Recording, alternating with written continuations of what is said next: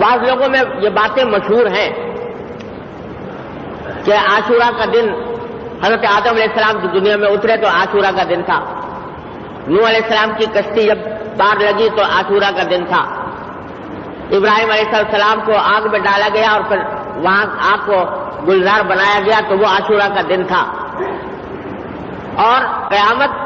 قائم ہوگی تو عاشورہ کا دن ہوگا۔ یہ باتیں عام طور سے لوگوں کے درمیان مشہور ہیں، لیکن ان کی کوئی اصل بنیاد نہیں،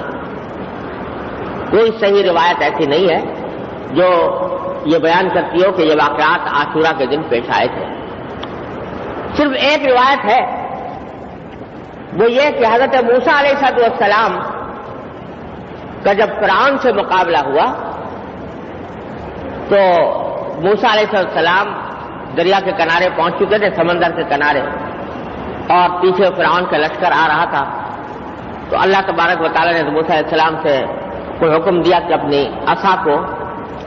پانی کے اوپر مارے، تو پانی پر مارنے سے وہ راستے بن گئے اور موسیٰ علیہ السلام کا لشکر پار اتر گیا، اور فرعون نے جب اپنے لشکر سمیت اس میں قدم بڑھائے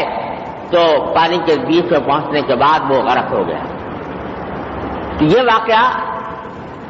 عاشورہ کے دن پیش آیا تھا، اس کے بارے میں ایک روایت موجود ہے جو نسبتاً بہتر روایت ہے، لیکن اور سارے واقعات جو مشہور ہیں ان کی کوئی اصل اور بنیاد نہیں۔ اور جیسا میں نے عرض کیا کہ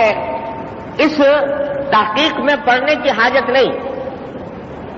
کہ کس وجہ سے اللہ تبارک و تعالیٰ نے اس دن کو فضیلت بخشی۔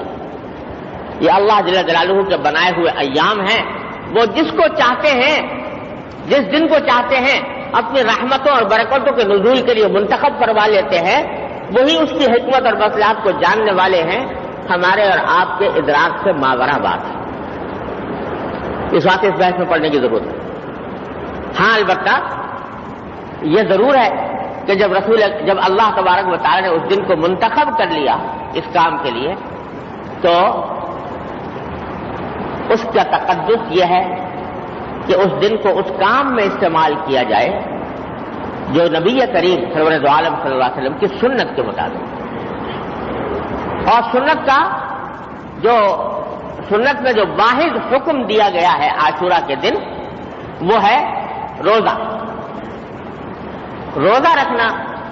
1 سال کے گناہوں کا کفارہ۔ یہ روایت میں آتا ہے کہ رسول اللہ صلی اللہ علیہ وسلم نے فرمایا، تو یہ ہے اصل حکم، اس کی کوشش کرنی چاہیے کہ اللہ تعالیٰ اس کی توفیق عطا فرمائے۔